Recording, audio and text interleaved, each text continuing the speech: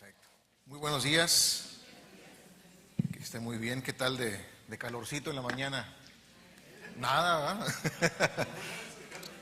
No hay este día, pero bueno, gracias a Dios estamos con este fresco que ya nos hacía falta un poquito.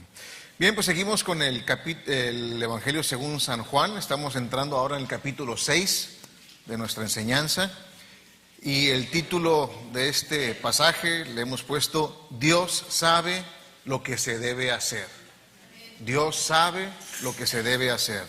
Y vamos a leer el pasaje, está en Juan 6, capítulo 6, versículos 1 al 15.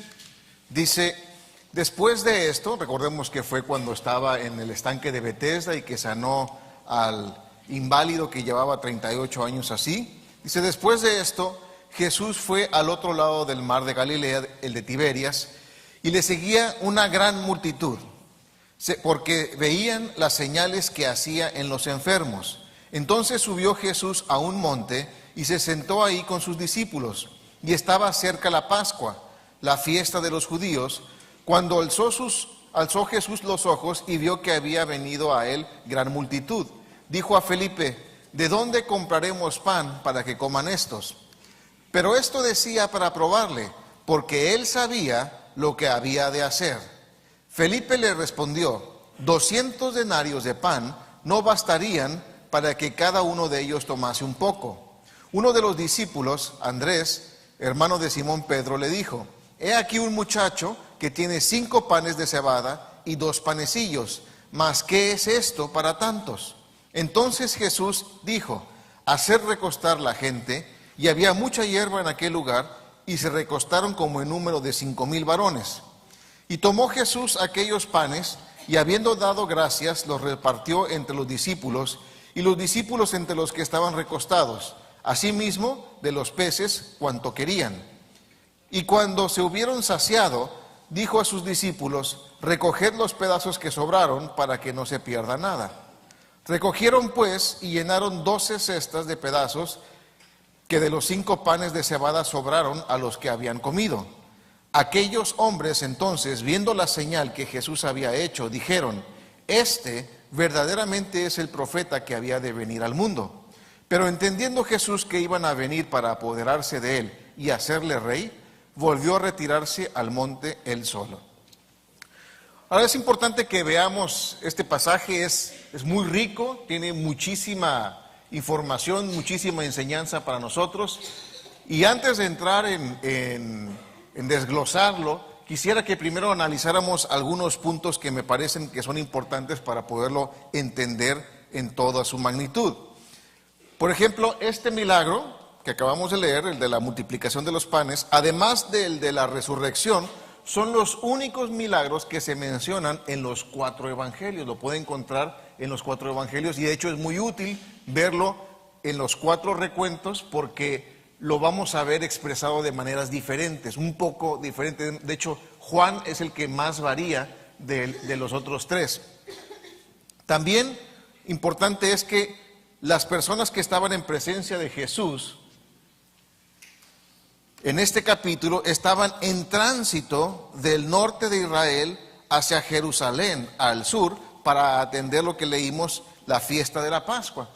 Cuando recordemos que en el capítulo 5 Jesús estaba en el estanque de Betesda, eso está en Jerusalén, al sur, y ellos fueron al mar de Galilea, al norte, y en el transcurso que iban al norte, llegando al mar de Galilea, encontraron a unos peregrinos que venían del norte yendo hacia Jerusalén a la fiesta de la Pascua, que era un mandamiento. Entonces, en ese transcurso se lo encontraron, y me llama la atención que ya conocían a Jesús.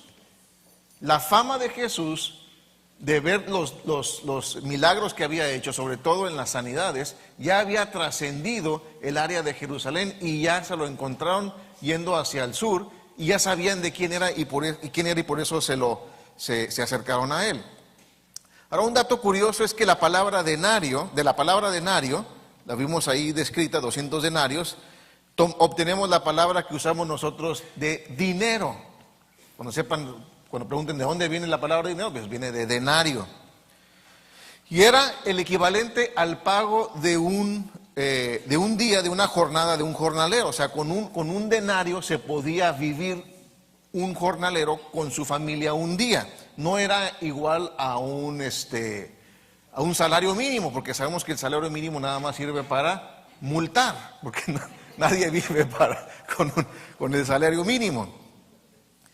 Entonces, tomando en cuenta el poder adquisitivo que se requería, pues podemos decir que un denario equivaldría aproximadamente a 500 pesos. Y 200 denarios, que era lo que Felipe dijo que se requeriría para que alcanzaran un poquito a comer las personas que estaban ahí, estamos hablando de alrededor de 100,000 pesos. Y no sé si ustedes, pero a mí me piden 100,000 pesos y me voy a tardar un buen rato en conseguirlos. Entonces, de la nada tenían que sacar este dinero. Ahora, un dato interesante es que los 5 panes eran de cebada, lo que nos muestra la condición económica del muchacho al que le quitaron el lonche, ya que el pan normalmente se hacía de trigo. Cuando se hacía de cebada era un alimento muy pobre, no se usaba la cebada para el alimento humano normalmente. Entonces, y los peces, pues normalmente cuando sacamos las imágenes de este milagro, vemos unos panes así gruesos, no tenían levadura, no se inflaban, pues. Vemos unas baguettes que no sé de dónde habrán salido, pero no eran baguettes, eran lo que se le conoce, lo más cercano que nosotros vemos es como la pita, es como una tortilla gruesa. Y los peces, con todo respeto, los peces de Galilea no son muy grandes, realmente son pequeños. Cuando vayan a Israel, vayan al mar de Galilea y ahí pidan el pescado de Pedro. Necesitan como 6 para poderse llenar de esas cosas, ¿no? Entonces, y los israelitas acostumbran mucho el desayunar como un tipo de sardinas, un pequeñitos peces. Entonces, realmente los peces que estamos hablando de aquí no eran guachinangos, eran como charalitos realmente. Entonces, básicamente nos muestra que la condición económica del muchacho no era muy privilegiada. Ahora, la cantidad de personas involucradas en este milagro fue realmente más de 5,000 personas, ya que en aquella época se acostumbraba nada más contar en ese tipo de aglomeraciones a los hombres. Entonces, realmente si sumáramos a las esposas y a los hijos, pues estamos hablando de mínimo unas 7,000, 7,500 personas. Pero nomás que como los hombres comen mucho, pues nomás se preocupan por darle de comer a los hombres. Y también existen varios paralelismos en este pasaje. Uno de ellos es que el milagro de la conversión del agua, Jesús cambió la calidad. O sea, tomó agua y la cambió en su esencia, la cambió a vino. O sea, hubo un cambio de calidad. Pero en este pasaje no nos dice que haya cambiado de panes de cebada a hamburguesas del In-N-Out, porque yo estaría contento, pero simplemente no pasó de calidad, sino pasó a cantidad. Hubo una multiplicación. El cambio que sufrió la comida fue de cantidad. Y hay un dato muy importante, que es el último que quiero tratar. Dice el versículo 15 que entendiendo Jesús que iban a venir para apoderarse de él y hacerle rey, volvió a retirarse al monte él solo. La cruz es antes que la corona. Claro, Jesús es el Rey de Reyes y Señor de Señores, pero no era el tiempo de recibir su corona, porque la corona que le querían poner era de rey temporal y la corona de Jesús es eterna. Y tenía que pasar por la cruz para poder recibir esa corona eterna. Y nosotros también tenemos que entender que cualquier corona que recibamos en esta tierra, cualquier reconocimiento que podamos tener de este mundo, es temporal y no se va a comparar con lo que Dios tiene para nosotros. Entonces no nos conformemos con las cosas temporales y estemos menospreciando las eternas. Ahora vamos a ver la idea central. Al analizar esto, pues hay muchas filas por donde nos pudiéramos ir, en lo que es la alimentación, en lo que es la cruz, pero en lo particular yo creo que tenemos en este pasaje una solución de un problema. Hubo un problema y vimos cómo se solucionó. Los problemas son parte de nuestra vida. Si vivimos lo suficiente, tendremos bastantes problemas que enfrentar. Y es en vano pretender tener una vida sin la aflicción de los problemas. Guardando toda distancia, pues todos tenemos algún tipo de problemas. No hay peor problema que el propio, ¿no? Siempre nuestros propios problemas son más grandes que los de los demás. Pero realmente tenemos que poner en balanza las cosas. En Juan 16:33, la segunda parte dice: en el mundo, dice el Señor Jesús, tendréis aflicción. Y es una promesa que no se tienen que preocupar en reclamarla ni pedirla. Esa solita va a llegar. El problema es cómo afrontamos los problemas y las aflicciones. Henry Ford, el inventor de la línea de ensamble para carros, dijo: la mayoría de las personas gastan más tiempo y energía tratando de evitar problemas que tratando de resolverlos. Y yo diría que también estrés, ¿no? Nos estresamos por lo que no ha sucedido. Por eso es una preocupación, nos ocupamos antes de que suceda. Y la mayoría de las cosas que nos dejan sin dormir la noche, ¿saben qué? No suceden. Pero ya pagamos el precio. Albert Einstein dice: no podemos resolver nuestros problemas usando la misma forma de pensar que usamos para meternos en los problemas para empezar. O sea, si hice una tarugada y me metí en un problema, pues tengo que pensar diferente para poder salir del problema, ¿no? Si no, me voy a hundir todavía más. Ahora, es una realidad que los problemas siempre van a existir en nuestras vidas. La diferencia es cómo afrontamos la búsqueda de la solución a los problemas. Por ejemplo, está el caso de una directora de secundaria, a la cual una mañana se le presentó la señora de la limpieza con la queja de que las niñas de la escuela secundaria estaban dejando besos pintados con lipstick en el espejo del baño. Y ella batallaba mucho para limpiar el espejo. Al principio la directora se molestó muchísimo, pero después se le ocurrió una idea. Le dijo a la señora de limpieza que si en la tarde volvía a ver besos pintados en el espejo, no los limpiara, que los dejara así, y al día siguiente se acercara con ella y le avisara lo sucedido. Pues como se esperaba, esa tarde la señora de la limpieza volvió a encontrar el espejo del baño lleno de besitos pintados de lipstick en el espejo. Así que al día siguiente le dio aviso a la directora, y la directora con toda calma le pidió a la señora de la limpieza que la esperara en el baño mientras ella iba a buscar a las niñas para llevarlas también al baño. Una vez que la señora de la limpieza y todas las niñas estaban juntas en el baño, la directora empezó a explicarle a las niñas lo incorrecto que era pintarse los labios a esa tierna edad, lo incorrecto que era ensuciar el espejo, a lo que las niñas solo se reían en forma de burla y hasta estaban prestándose entre sí lipsticks para ser más desafiantes. La directora terminó de dar su sermón y les dijo: y para que vean lo difícil que es limpiar el lipstick, señora, le dice a la señora de la limpieza, por favor limpie el espejo como siempre lo hace. La señora de la limpieza contestó: con mucho gusto, señora directora. Y enseguida tomó el jalador, así se le llama la cosa que se limpia los vidrios, lo mojó dentro del excusado más cercano y procedió a tallar el espejo. A partir de esa plática, el problema quedó resuelto. Jamás volvió a haber besitos pintados en el espejo. Problema resuelto. ¿Sí? Como dijimos, en este pasaje del Evangelio de San Juan, tenemos el caso de cómo se resolvió un problema. Ahora vamos a analizar el problema. Era tarde y estaban en medio de la nada. Había entre 5,000 y 7,500 personas cansadas y con hambre.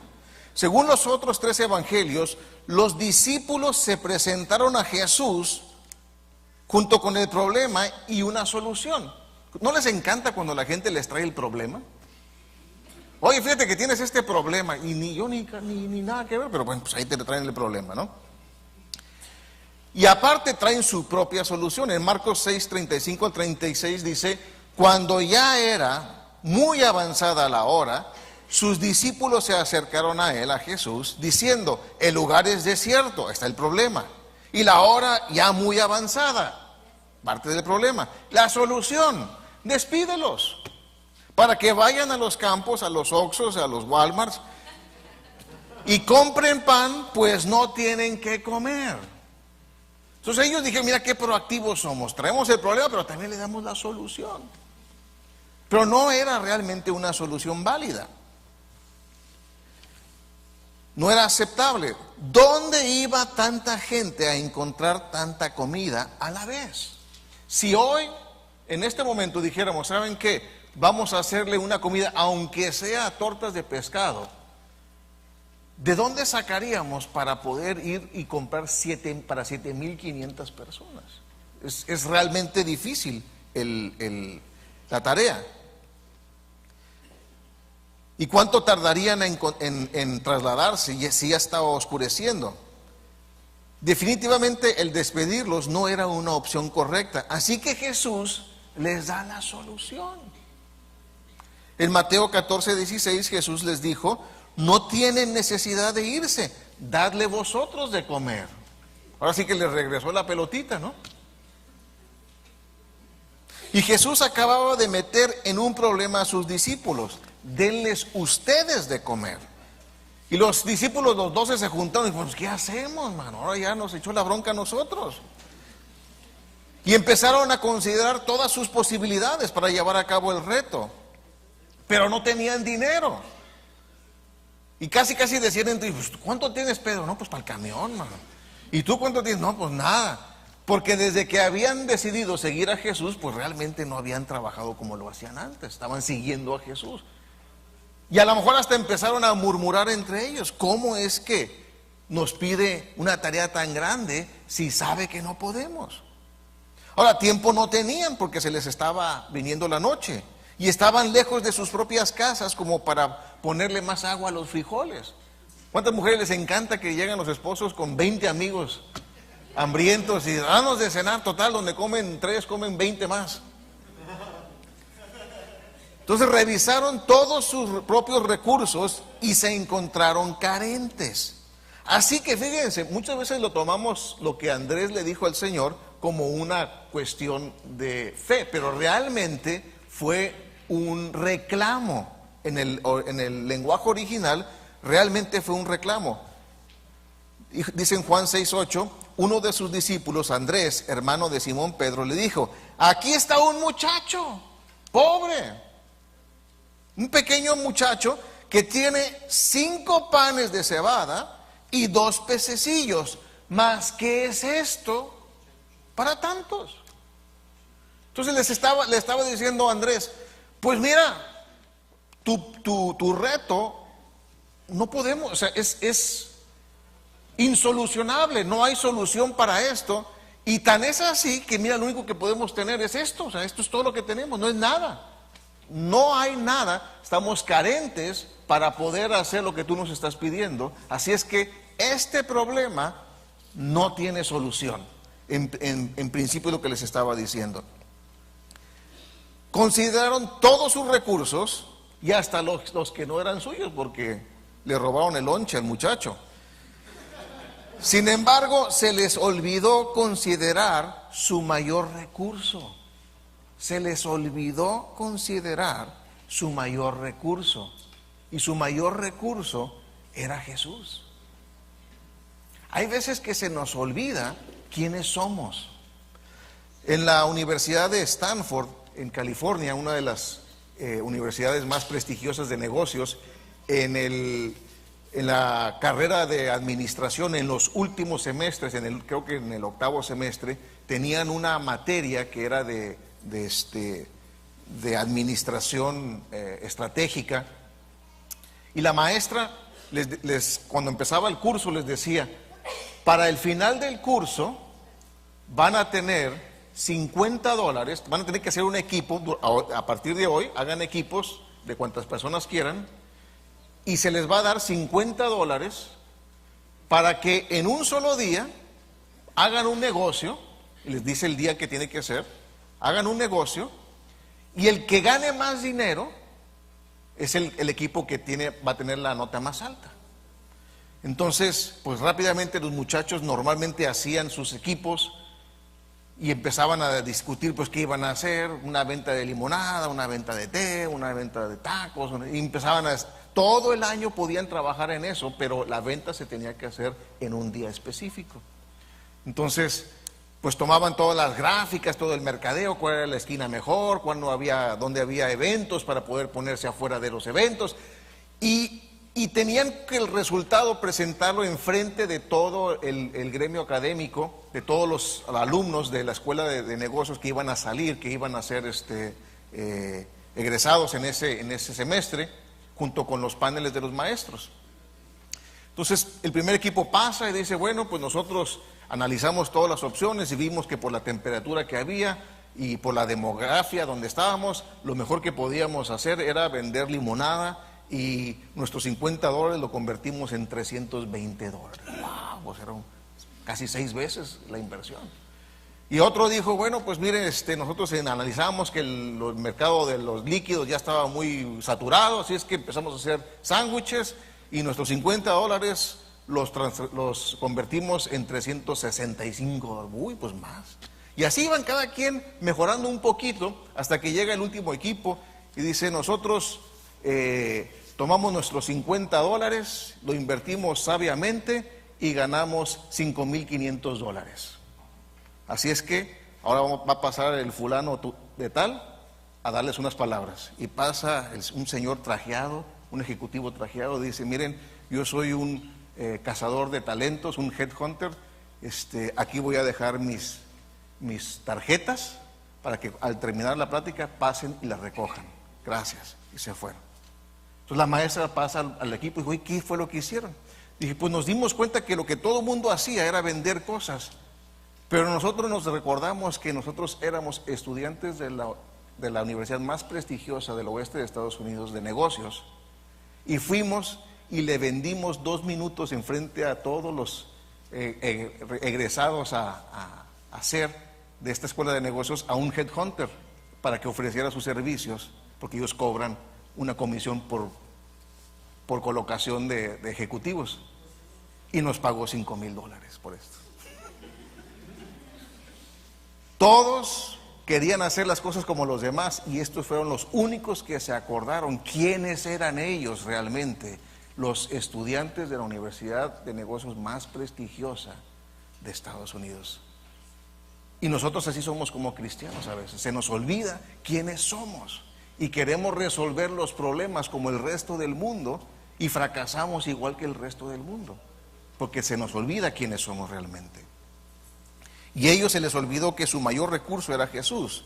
En manos de Jesús, nuestros recursos limitados se vuelven ilimitados. Después de comer más de 7,000 personas, todavía sobraron 12 cestas. ¿Y cuántos discípulos eran? 12. Así como para que no se te olvide, ¿no? El apóstol Pablo lo entendía muy bien cuando le escribió a los Corintios. 2 Corintios 12:10 dice, por lo cual, por amor a Cristo, me gozo, ¿en dónde? En mis debilidades, en afrentas, en necesidades, en persecuciones, en angustia, porque cuando soy débil, entonces soy fuerte. Dios nos está diciendo, hasta que te rindas, yo te voy a dejar que tú hagas lo tuyo hasta que te canses, y entonces yo voy a entrar. Hasta que digas, no lo puedo hacer. Y hay veces que nos quedamos ahí toda la vida tratando de resolver un problema y somos más, dicen en mi rancho, cabezones que santos. Y cuando Dios dice, yo nomás quiero que te rindas y reconozcas que no puedes, y entonces entro yo. Y Pablo dice, yo me gozo en los problemas, porque cuando soy débil es cuando Cristo entra por mí y soy fuerte realmente. Ahora, el problema que tenemos con los problemas es que en un extremo hay quienes queremos resolver nuestros problemas nosotros mismos. Y en el otro extremo están los que de plano preferimos hacer como que no existen. Ignorar los problemas. A ver, si lo ignoro lo suficiente, el amor deja de estar ahí. No todos los problemas son creados iguales. Los problemas aparecen en nuestras vidas por diferentes circunstancias. Y vamos a ver las formas más comunes. Primeramente que nada, nuestras acciones o actitudes nos meten en problemas. ¿Cuántos saben eso? Que hay veces que hacemos cosas o tenemos ciertas actitudes que nos meten en problemas. En Proverbios 30:33 dice: ciertamente el que bate leche sacará mantequilla. Si te pones a batir leche lo suficiente, va a salir mantequilla. Eso es algo natural. Y el que recio se suena las narices sacará sangre. O sea, si te estás sangrando la nariz, ay, ¿por qué me sangra? Porque te estuviste sonando la nariz muy fuerte. Y el que provoca la ira causará contienda. Si tienes mala actitud, si nadie te hace caso, si nadie quiere estar contigo, a lo mejor es porque tenemos mala actitud. El pecado y las malas actitudes son una fuente segura de problemas en nuestras vidas. Ahora, para enfrentar los problemas creados por nuestros actos o nuestras actitudes, lo primero que debemos de hacer es asumir nuestra responsabilidad. No decir es que soy víctima de las circunstancias, ¿no? Eso es muy freudiano. Llega el hombre con un problema en su vida, llega con el psiquiatra, con el psicólogo, lo acuesta en el diván, y dice: tengo un problema muy grande. Sí, no empieza. ¿Qué te hizo tu mamá cuando eras chiquito? Vamos a ver, ella tiene la culpa. Y si no fue tu mamá, fue tu papá. O fue la maestra de kinder. Entonces es endosarle a los demás nuestra responsabilidad. Y para poder solucionar un problema que nosotros creamos, que nosotros somos los autores por nuestros hechos o por nuestras actitudes, lo primero es asume la responsabilidad. Y después pedir perdón. Primeramente a Dios y después a quien hayamos ofendido, a quien hayamos hecho mal. Porque muchas veces, bueno, yo fui y ¿qué? ¿No? Pues así soy, los de Monterrey así somos. Entonces no podemos hacer así. No podemos, muchas veces cometemos el error de confundir nuestros malos hábitos o nuestras malas actitudes con nuestra personalidad. Es que yo soy borracho. No, eres una persona que tiene un problema de alcohol, pero no es inherente a tu personalidad el alcoholismo. Te puedes separar de eso. Te puedes separar de eso. Y si ya te diste cuenta, ya pediste perdón a Dios, ahora tienes que empezar a hablar con las personas a las cuales ofendimos o defraudamos y decirle: perdóname. Y si es posible, restaurar lo que hicimos. Pero muchas veces el orgullo nos evita el restaurar el problema, el componer el problema. ¿Cuánto les pasa eso? Yo sé que ninguno es aquí, pero en la tercera sucede muy seguido. Muy seguido. No, es que ya le pedí perdón a Dios y ya Dios ahí va a hablar con él y va a saber que ya está bien. No, tú habla con él. Tú dile también el perdón. Ahora, ¿cuántos saben también que las acciones de otros nos meten en problemas? Esa es la más común, ¿verdad?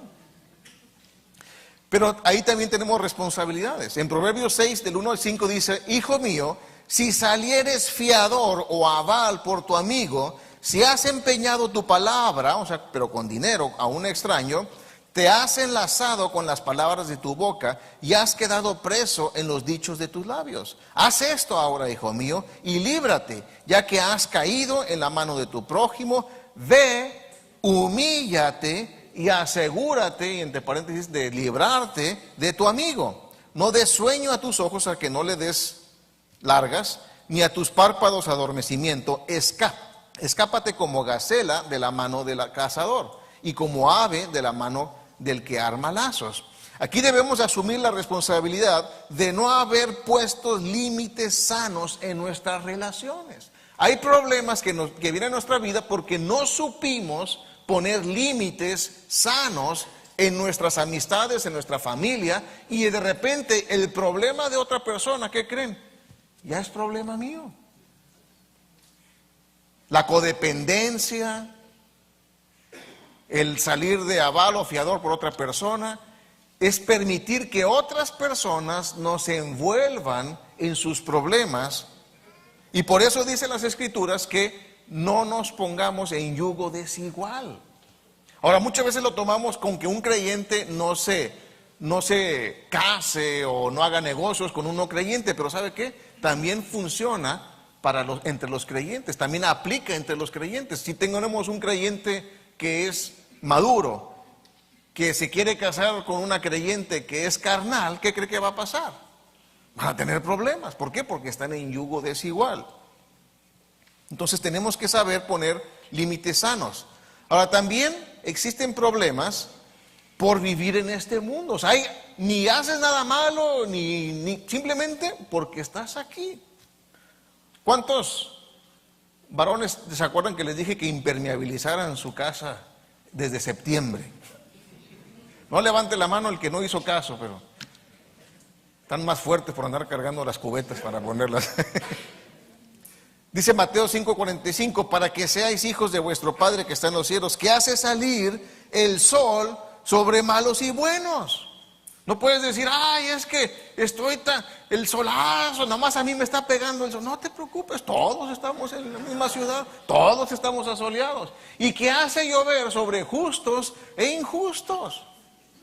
Nada más que a los justos o injustos que fueron decidiosos, se le está metiendo el agua a la casa. Pero nos llueve igual a todos. No llegan, ay, pastor, tengo un problema, es que salgo y está lloviendo. Y pues eso es para todos. Vivimos en un mundo que es así. Hay cosas que simplemente suceden porque vivimos en este mundo. La lluvia, el calor, el frío, la enfermedad. ¿Y saben qué? Hasta la muerte. En estos casos solo debemos de poner en contexto nuestro problema, darle la dimensión correcta y decir, Señor, por amor a ti, por saber a dónde voy a pasar la eternidad, no me voy a quejar.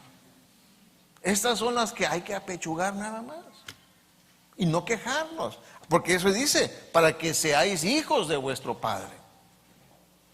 Porque muchas veces digo, no, es que los cristianos en el verano en Mexicali traemos nuestra refrigeración espiritual, ni sudamos, ni olemos feo nosotros, pues es igual, sudamos igual que cualquier persona. En 2 Corintios 12:7, de la segunda parte del 7 al 9, dice, me fue dado, dice Pablo, un aguijón en mi carne, un mensajero de Satanás que me abofetee para que no me enaltezca sobremanera, respecto a la cual 3 veces, ¿cuántas veces? Dice, no he orado, he rogado al Señor que lo quite de mí y me ha dicho que, bástate mi gracia. Bástate mi gracia. Porque mi poder se perfecciona en la debilidad. Por tanto, de buena gana, no quejándome, no refunfuñando, no pidiendo cadena de oración para que el Señor quede mal, no. De buena gana me gloriaré más bien en mis debilidades para que repose sobre mí el poder de Cristo. Esa es la forma que tenemos que asumirlo. Así son. Ahora también hay problemas que vienen por obedecer a Jesús. Dice, pues es que cuando conozco al Señor se acabaron los problemas. No, a veces empiezan los problemas. En Mateo 5:10 al 12 dice, bienaventurados los que padecen persecución por causa de la justicia. ¿Saben lo que significa la palabra justicia? Significa por hacer las cosas correctamente. Una persona que me vino hace tiempo en consejería me dice, ore por mí porque tengo unos problemas económicos, tengo poco en el Señor y pues ¿qué hacía antes? No me sé exactamente lo que hacía, pero lo que hacía defraudaba gente. Pero el Espíritu Santo le dijo que ya no lo podía hacer. Ahora tenía que hacer algo que era muy nuevo para él, que se le llamaba trabajo. Entonces, pues hacer las cosas correctamente, ¿cuántos saben que cuesta? Que cuesta.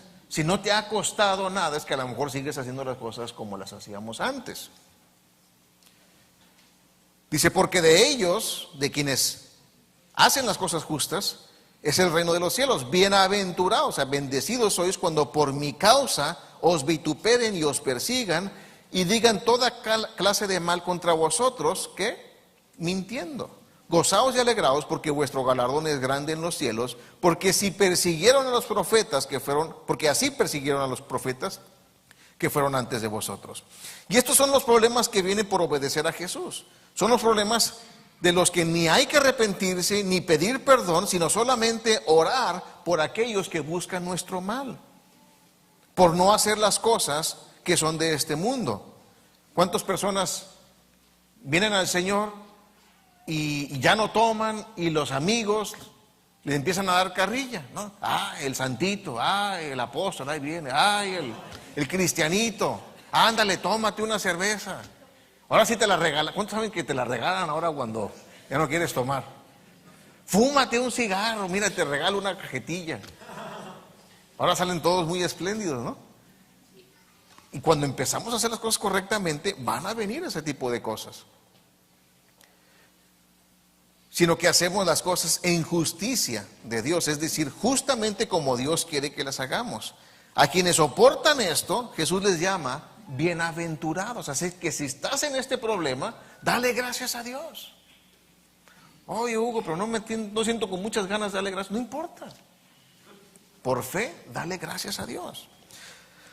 Ahora, hay ciertas consecuencias. Nuestro pasaje nos muestra una quinta fuente de problemas. Ahí le puse cuarta, pero es quinta realmente. Una quinta fuente de problemas, y esta fuente es la prueba. En Juan 6:6 de nuestro pasaje dice, pero Jesús decía esto, ¿para qué? Para probarle. Jesús quería probar a Felipe y a sus discípulos. Jesús quería que ellos respondieran correctamente. Él quería que sus discípulos recordaran con quién estaban y que era Jesús el causante del problema. ¿Quién causó el problema? Jesús. ¿Por qué? Porque a quien iban a ver la multitud no eran los discípulos. ¿A quién iba a verlos? A Jesús. Entonces, Él era el causante del problema y Él era la solución también. Todo discípulo en realidad es un estudiante y todo estudiante debe estar consciente que será puesto a prueba. Si tú estás en una escuela, tú sabes que va a venir examen. ¿Cuántos saben eso? Y si eres hijo de Dios, si eres discípulo del Señor, van a venir las pruebas. Eso tampoco no tienes que pedirlas, ni orar, ni reclamarlas, ni nada. Esas van a llegar. Primera Pedro 5:7 nos da la razón. Vosotros que sois guardados por el poder de Dios mediante la fe, para alcanzar la salvación que está preparada para ser manifestada en el tiempo postrero, en lo cual vosotros os alegráis, aunque ahora por un poco de tiempo, si es necesario, que tengáis que ser afligidos en diversas pruebas, para que sometida a prueba vuestra fe, porque ¿cuántos saben que es bien fácil tener fe cuando no hay problemas? No, hombre, gloria a Dios, todo está perfecto. Pero cuando vienen los problemas, ahí es donde viene la prueba realmente de vuestra fe, mucho más preciosa que el oro, el cual, aunque perecedero, se prueba con fuego. Entonces, todos somos cristianos hasta que viene la prueba. No, yo le sigo siendo mejor como era antes. No, yo pensé que era más bonito nomás de cantar, levantar las manos y aguantar a Hugo ahí unos 40 minutos. No, ya, o sea, no toques mi negocio, no toques mi segundo frente, no toques esto, mi chisme, déjamelo tranquilo. Facebook, eso. Déjame todo tranquilo. Entonces vienen las pruebas y ahí es donde tenemos que decidir si somos o no somos. Se prueba con fuego. Entonces, si estás en los principios, hace poco conociste al Señor y estás en una prueba, pídele al Señor la fortaleza y Él te la va a dar para que puedas salir victorioso y sea hallada en alabanza, gloria y honra cuando sea manifestado Jesucristo nuestra fe. ¿Cuál es la consecuencia de no aprobar una prueba? ¿Cuál es la consecuencia de no aprobar una prueba? Cuando no aprobamos la prueba, solamente sucede que volvemos a tomar el curso. Cuando estaba en la universidad en arquitectura, el primer semestre nos daban topografía.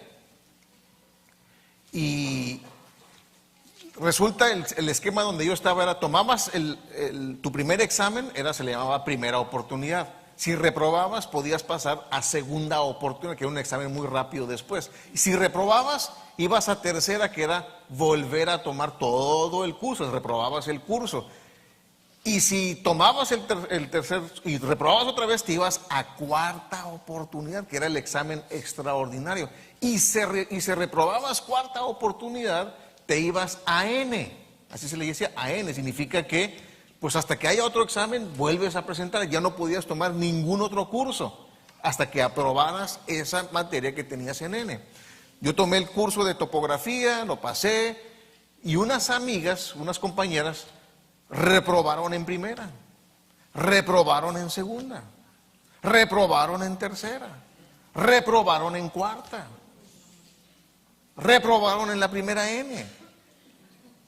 Yo ya andaba por octavo semestre y me la topo. Y ¿cómo está? Voy a topografía. Ahora sí voy a pasar la prueba. Dije, pero ¿ya has estudiado? No, ya me lo sé. No, si te lo supieras, no estarías en 7 semestres después en la misma materia. No llevaba otra materia más que topografía. No sé qué pasó. A lo mejor es una topógrafa ahora ya. Y nosotros somos muy similarmente en el Señor. Dios nos pone la prueba de la paciencia y la reprobamos.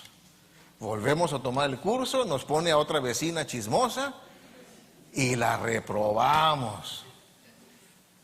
Y ya llevamos 15 años en paciencia, reprueba, ya hasta parece que la vida es una prueba, ¿no? Y no avanzamos. Todas las pruebas que trae el Señor.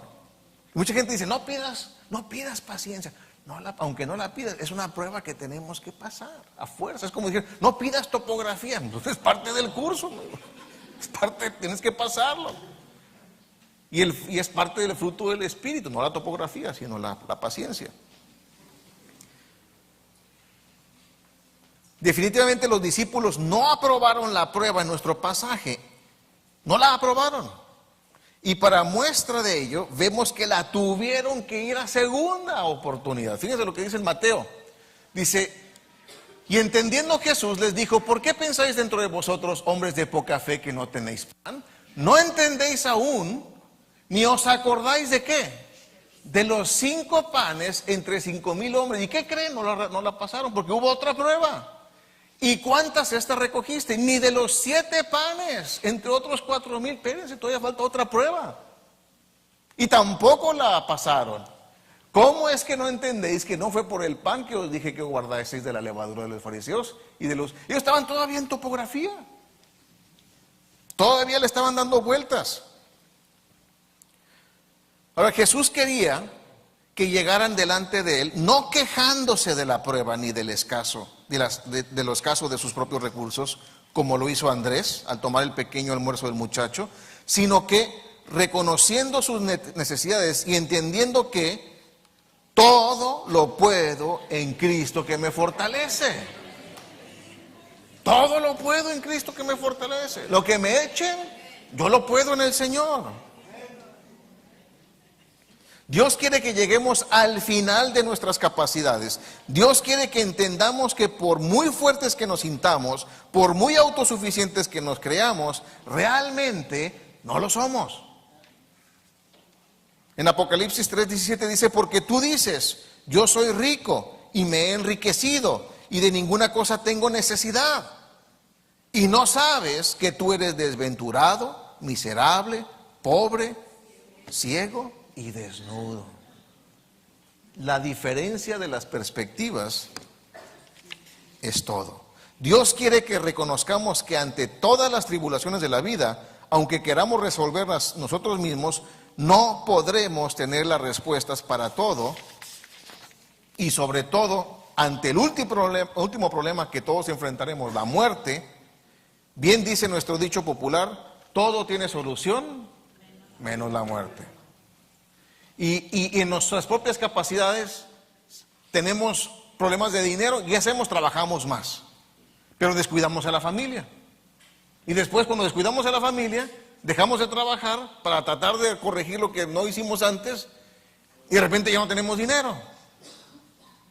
Y de repente volvemos a trabajar y ya perdimos el matrimonio. Entonces, somos muy limitados para arreglar nuestras cosas. La frase más popular que contiene la palabra problema es: Houston, tenemos un problema. ¿Cuántos se acuerdan de esa, del Apolo 13? El ingeniero Jerry Woodfield estaba como ingeniero de sistemas de advertencia en la misión del Apolo 13. Él no era creyente. Cuando estaban todavía en órbita, este es el módulo, estalló el tanque de oxígeno en el módulo nodriz. Este es el que se quedaría en la luna, con el que iban a lunizar.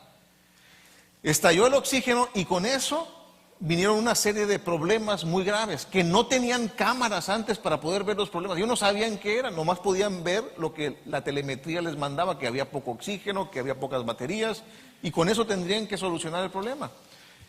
Y él comenta que se impresionó mucho porque había tantos problemas que resolver, sin margen de error, no había margen de error. Y las computadoras, cuando ellos metían las soluciones que después tomaron, las computadoras decían: ni lo hagas, no va a salir bien.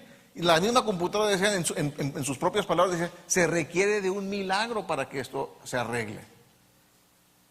Y sin embargo, el ingeniero Jerry Woodfield entendió y se dio cuenta que en iglesias, en negocios y hasta en el Congreso de Estados Unidos se dictaminó un día de oración por la vida de los 3 astronautas que estaban en el módulo, para poderlos salvar.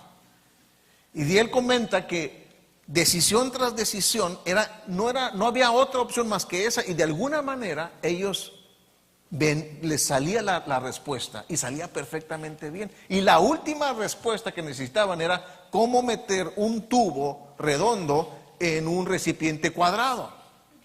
Tenían las mentes más brillantes, y alguien se acordó, fíjense nada más, se acordó que habían dejado duct tape ahí adentro, y dijeron: agarra la cinta, encíntalo y mételo, y este es un filtro de dióxido de carbono, y eso fue lo que les salvó la vida a los astronautas para no morir asfixiados. Y todas las decisiones. Y entonces este hombre, terminando la misión, regresando todos con bien hasta la Tierra, se quedó pensando, dijo: hubo una mano que estuvo detrás de todo esto. Y en un desayuno de hombres de negocios cristianos, él entregó su vida al Señor, porque dijo: si pudo con esto, va a poder con mi vida completamente. Y a partir de ese momento se conmemoró la medalla el día que el mundo oró. Apolo 13, abril del 11 al 17 de 1970. Si van a Houston, ahí van a encontrar este recuerdo, que la NASA hasta la fecha reconoce que algo superior los dirigió para poder traer de regreso esa misión. Sin importar cuán complejos o cuán grandes sean nuestros problemas, reconozcamos primeramente que no los podemos resolver por nosotros mismos. Es el primer paso para encontrar la solución. El siguiente paso es dejar de quejarnos por nuestras limitaciones o carencias, y comencemos dando gracias por lo que sí tenemos. En nuestro pasaje, en el versículo 11, dice el Señor: y tomó Jesús aquellos panes, y habiendo dado gracias. ¿Eran suficientes los panes? ¿Pero qué hizo el Señor? Dio gracias aún por lo poco que se tenía. Jesús bendijo y dio gracias por lo poco que se tenía, porque lo poco en manos de Dios es más que suficiente cuando Él lo bendice. Y al final de cuentas, Dios es nuestro pastor.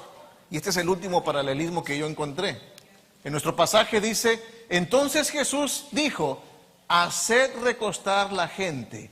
Y había mucha hierba en esto. Yo en cuanto leí este versículo, me acordé de otro. En Salmo 23:1.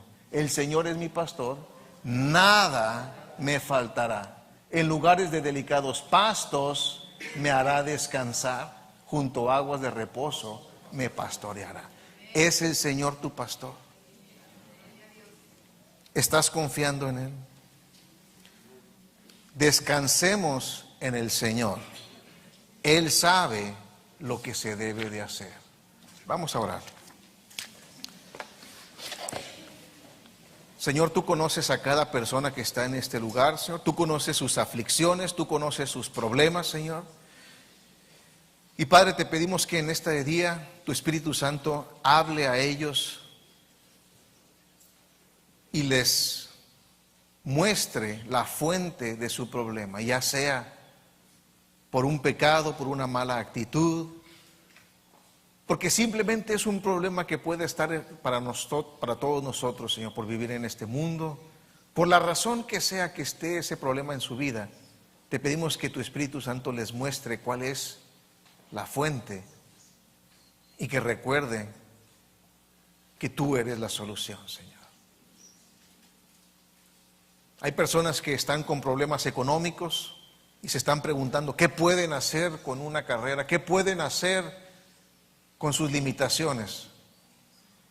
Señor, en este día yo te pido que ellos tengan en su corazón un sentido de agradecimiento, aún por lo poco que se tiene, y que ellos lo rindan delante de ti, te lo entreguen a ti, y que se sienten y que vean tus maravillas, Señor. Cómo tú te engrandeces en nuestras limitaciones, Señor. Que confiemos completa y plenamente en que tú sabes lo que hay que hacer. En el nombre de Cristo Jesús. Amén. Muy bien, pues gloria al Señor. Gloria al Señor. Norte de Israel hacia Jerusalén, al sur, para atender lo que leímos, la fiesta de la Pascua. Cuando recordemos que en el capítulo 5 Jesús estaba en el estanque de Betesda, eso está en Jerusalén, al sur. Y ellos fueron al mar de Galilea, al norte, y en el transcurso que iban al norte, llegando al mar de Galilea, encontraron a unos peregrinos que venían del norte yendo hacia Jerusalén a la fiesta de la Pascua, que era un mandamiento. Entonces, en ese transcurso se lo encontraron, y me llama la atención que ya conocían a Jesús. La fama de Jesús, de ver los milagros que había hecho, sobre todo en las sanidades, ya había trascendido el área de Jerusalén y ya se lo encontraron yendo hacia el sur y ya sabían de quién era y por eso se acercaron a él. Ahora, un dato curioso es que la palabra denario, la vimos ahí descrita, 200 denarios, obtenemos la palabra que usamos nosotros de dinero. Cuando pregunten de dónde viene la palabra dinero, pues viene de denario. Y era el equivalente al pago. Entonces, viendo la señal que Jesús había hecho, dijeron, este verdaderamente es el profeta que había de venir al mundo. Pero entendiendo Jesús que iban a venir para apoderarse de él y hacerle rey, volvió a retirarse al monte él solo. Ahora es importante que veamos este pasaje, es muy rico, tiene muchísima información, muchísima enseñanza para nosotros. Y antes de entrar en desglosarlo, quisiera que primero analizáramos algunos puntos que me parecen que son importantes para poderlo entender en toda su magnitud. Por ejemplo, este milagro que acabamos de leer, el de la multiplicación de los panes, además del de la resurrección, son los únicos milagros que se mencionan en los 4 evangelios. Lo puede encontrar en los 4 evangelios y de hecho es muy útil verlo en los 4 recuentos porque lo vamos a ver expresado de maneras diferentes, un poco diferentes. De hecho, Juan es el que más varía de los otros 3. También importante es que las personas que estaban en presencia de Jesús en este capítulo estaban en tránsito de un día, de una jornada, de un jornalero. O sea, con un denario se podía vivir un jornalero con su familia un día. No era igual a un salario mínimo, porque sabemos que el salario mínimo nada más sirve para multar, porque nadie vive con el salario mínimo. Entonces, tomando en cuenta el poder adquisitivo que se requería, pues podemos decir que un denario equivaldría aproximadamente a 500 pesos. Y 200 denarios, que era lo que Felipe dijo que se requeriría para que alcanzaran un poquito a comer las personas que estaban ahí, estamos hablando de alrededor de 100,000 pesos. Y no sé si ustedes, pero a mí me piden 100,000 pesos y me voy a tardar un buen rato en conseguirlos. Entonces, de la nada tenían que sacar este dinero. Ahora, un dato interesante es que los 5 panes eran de cebada, lo que nos muestra la condición económica del muchacho al que le quitaron el lonche, ya que el pan normalmente se hacía de trigo. Cuando se hacía de cebada era un alimento. ¿Sí? Perfecto. Muy buenos días, que esté muy bien. ¿Qué tal de calorcito en la mañana? Nada, ¿verdad?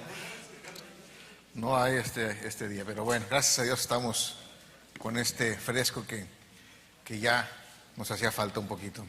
Bien, pues seguimos con el Evangelio según San Juan. Estamos entrando ahora en el capítulo 6 de nuestra enseñanza.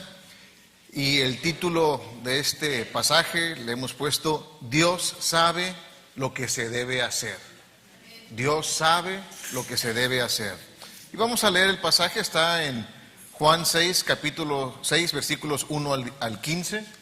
Dice: después de esto, recordemos que fue cuando estaba en el estanque de Betesda y que sanó al inválido que llevaba 38 años así. Dice: después de esto, Jesús fue al otro lado del mar de Galilea, el de Tiberias, y le seguía una gran multitud, porque veían las señales que hacía en los enfermos.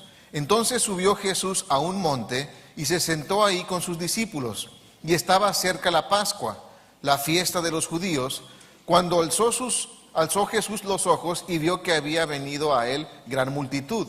Dijo a Felipe: ¿de dónde compraremos pan para que coman estos? Pero esto decía para probarle, porque él sabía lo que había de hacer. Felipe le respondió: 200 denarios de pan no bastarían para que cada uno de ellos tomase un poco. Uno de los discípulos, Andrés, hermano de Simón Pedro, le dijo: he aquí un muchacho que tiene 5 panes de cebada y 2 panecillos, mas ¿qué es esto para tantos? Entonces Jesús dijo: haced recostar la gente. Y había mucha hierba en aquel lugar, y se recostaron como en número de 5,000 varones. Y tomó Jesús aquellos panes, y habiendo dado gracias, los repartió entre los discípulos, y los discípulos entre los que estaban recostados, asimismo de los peces cuanto querían. Y cuando se hubieron saciado, dijo a sus discípulos: recoged los pedazos que sobraron, para que no se pierda nada. Recogieron pues y llenaron 12 cestas de pedazos que de los 5 panes de cebada sobraron a los que habían comido. Aquellos hombres